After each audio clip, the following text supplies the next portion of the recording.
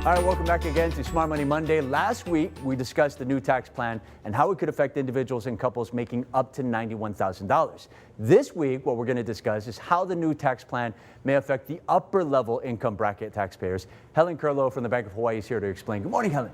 Thanks for coming in. Okay, so let's talk about the upper level bracket, maybe about $300,000. People making that much, how would it affect them? Sure. To begin, the tax brackets have expanded and rates have come down. The top individual tax rate is 37%. A married couple filing jointly with a taxable income of $300,000 would pay 24% under the new tax plan versus 33% under the old tax plan. Also, the estate tax exemption has doubled to $11.2 million per person versus $22.4 million for a couple. Okay, so we got that. Okay. How about changes for business owners? Sure, there are a lot of benefits for business owners. To begin with, the corporate tax rate. It came down from 35%, now down to 21%. That's pretty significant. Yes, and there are other possible changes for businesses as well. For example, pass-through businesses, they may be able to take advantage by taking a 20% deduction from income.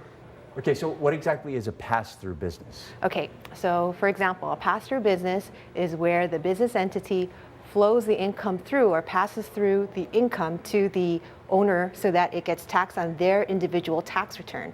Some examples of pass-through businesses are sole proprietorships, partnerships, limited liability companies, and S corporations. Okay, so are there any other items that businesses should be aware of? Yes, the new plan allows for businesses to take depreciation in 1 year versus spreading it out over several years. Okay, so that accelerates your tax savings?